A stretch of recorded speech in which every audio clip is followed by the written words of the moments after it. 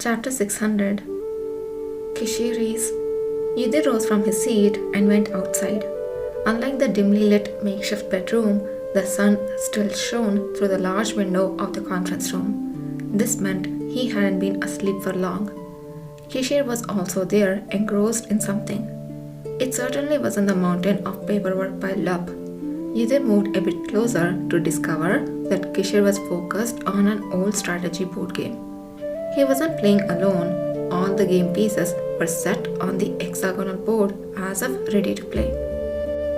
Kishir's gaze seemed lost in some profound thought. Commander? Kishir finally turned his head. How deeply must he have been lost in thought to not even notice the presence of someone who would casually catch his attention even from a distance? Yudhir carefully concealed his rising curiosity and shifted his gaze to the strategy board game Kishir had been observing. What were you doing? I woke up not too tired and had nothing to do, so I was exploring around here when I found this, Kishir said, gesturing to the worn-out board with a smile. It reminded me of the beginner set I first used when I learned to play strategy games. It's likely the same craftsman who made both. Mine was made in an Eastern workshop as well. It was lost before I moved to Paleta, so seeing this brought back memories. The beginner set wasn't vastly different from what he'd used before. The pieces were just smaller, lighter, and more colorful. Though the vibrant colors on this particular board had faded with time, Yudhir's gaze was inexplicably drawn to it just knowing that it resembled what Kishir had used in his youth. Would you like to ask Zekles to give it to you? It seems to be unused. He might not mind parting with it. No, that won't be necessary. It's not something I need right now, Kishir mumbled as he fiddled with one of the game pieces. It just reminded me of when I first learned the game. When Kishir first learned to play strategy games, it must have been when he was very young. Yudhir wondered how old he must have been. Was he so young that even holding those small pieces was a challenge?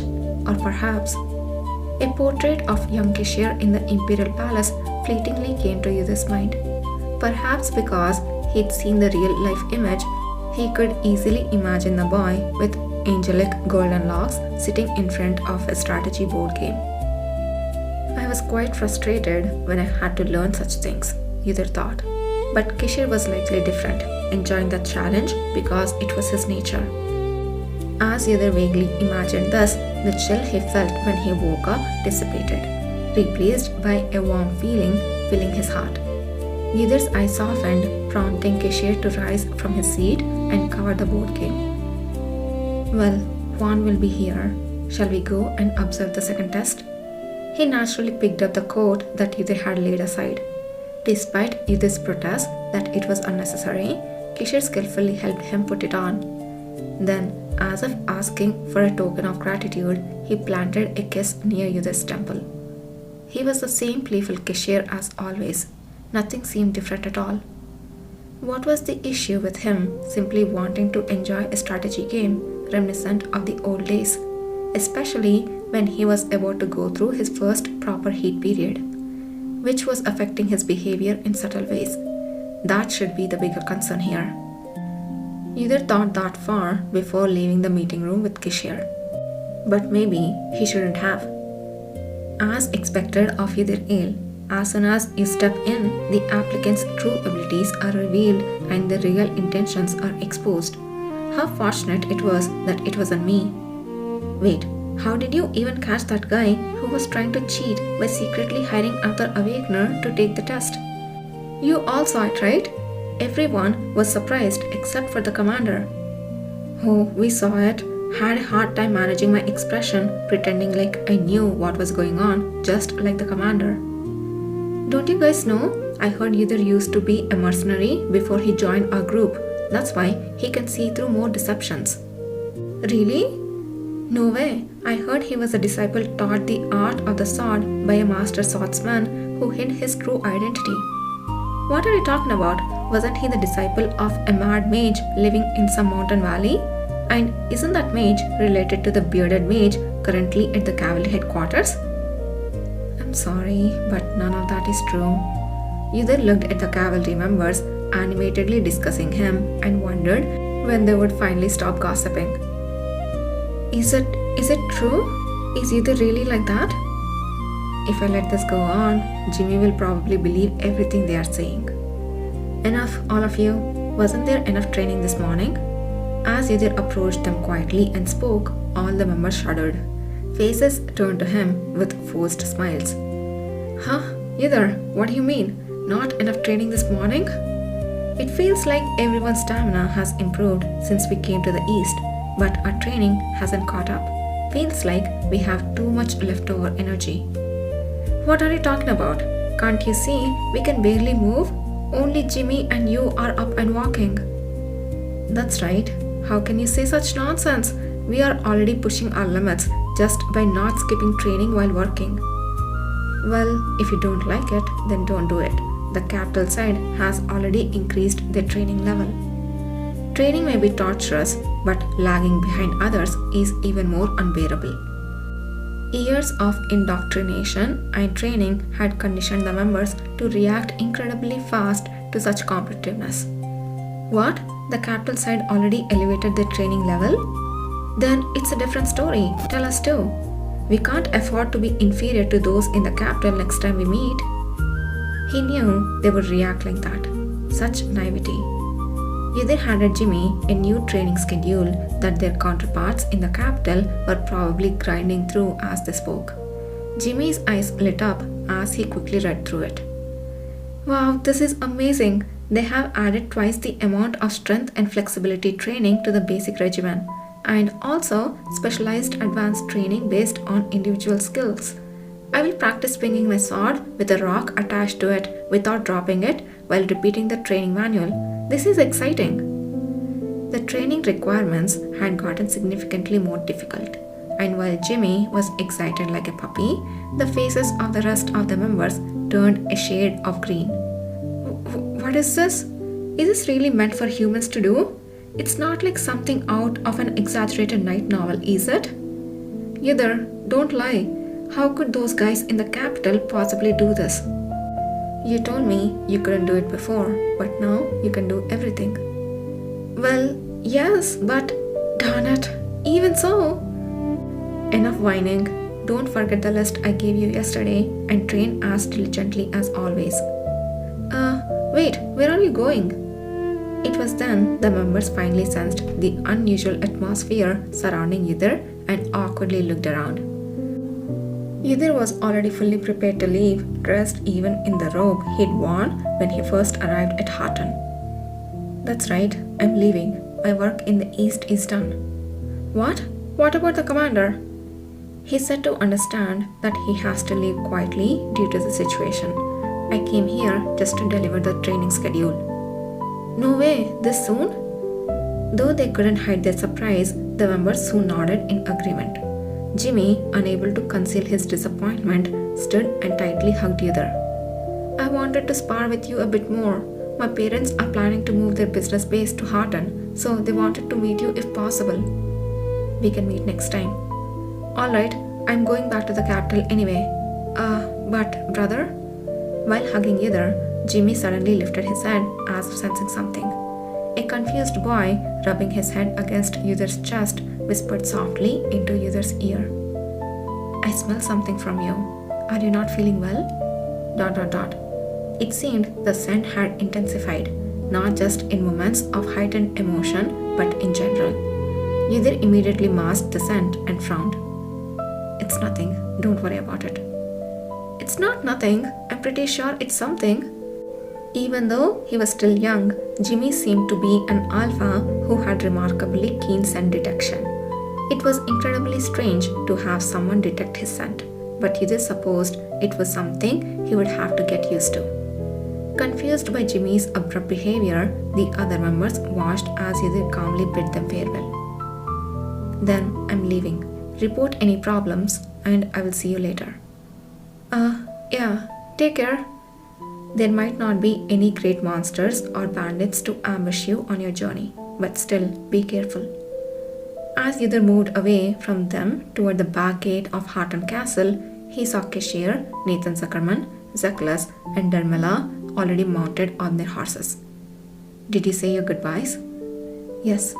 Kishir smiled. "It's regrettable to send you off so quietly, but time is of the essence. We have included some rations and items useful for night travel on your baggage. Please accept them." Zeklas and Dermila had sent the servants away, insisting on bidding him farewell personally. Yudhir accepted the small package from Dermila without hesitation and briefly conveyed his thanks. "Thank you. May you remain healthy until we meet again." The task of recruiting members in the East, which had posted no great challenges, was swiftly concluded. Their next destination was the West. "Greetings, Commander. I am now the official Western branch leader, not just an interim one. Amon Philang." The West was already an established branch, requiring less attention than the East. The familiar faces in the West greeted them warmly and treated them with as much care as Zeklas had. They had assessed the situation of the Western pioneers who gathered in numbers second only to the capital. They heard stories of the Awakeners previously afflicted with the Star of Nagran, who had been remarkably silent in their activities in the West. Time had flown as they met with Marty and Robel and heard about the cleanup from previous incidents. And so it was that Yudhir, who had gone to sleep in the modest mansion of Baron Kyold, the new lord of Tainu, abruptly woke up. His eyes shot open, gripped by an unidentifiable cold sensation that seemed to come out of nowhere. ... What could it have been? He tried to grasp the sensation, rubbing his head, but it remained elusive.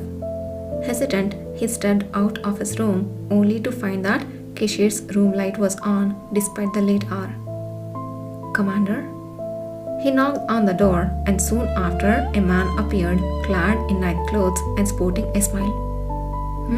What brings you here at this hour? Can't sleep?" "Why aren't you sleeping, Commander?" "It's customary to have a drink on such a moonlit night." Yudhir sensed the jest, though he didn't fully understand the comment. His gaze shifted beyond Kishir's shoulder to the table behind him, where a bottle and a glass were set. Apparently, Kishir really had been drinking alone. "Wait a minute. Have you also been playing a strategy game by yourself?" Yudhir's eyes narrowed as he spotted a strategy board game next to the glass. At his question, Kishir turned his head and glanced behind him. "Well, it helps me sort out my thoughts when I have nothing to do. Baron Kyold seems to love these games. He has one in every room. Isn't there one in your room as well?" That was true. Yudhir recalled hearing that during dinner, and he remembered that indeed there was a game board among the amenities for guests in the corner of his room. Yudhir had no particular interest in it. He had merely given it a glance and moved on, but it wasn't strange that the man before him felt differently. Still, something felt off. Something feels off. Seeing Yudhir simply gaze at him, a slightly puzzled smile crept onto Kishir's face.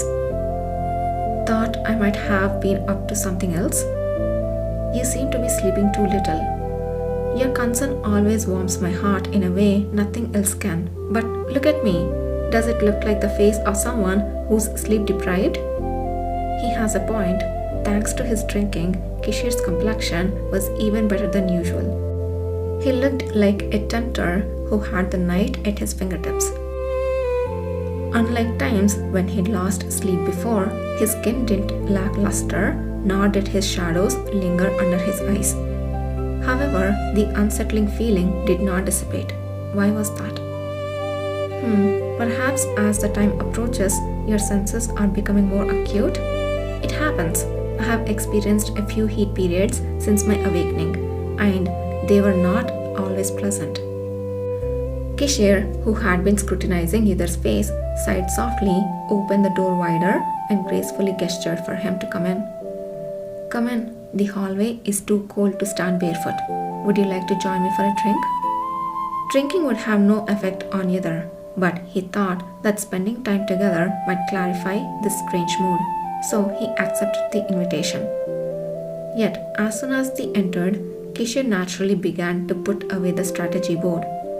Throughout their late night conversation, there was no peculiar comments.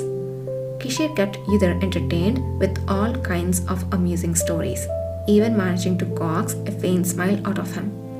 He seemed pleased with himself for doing so. Yes, he seemed pleased. At least that's how it appeared.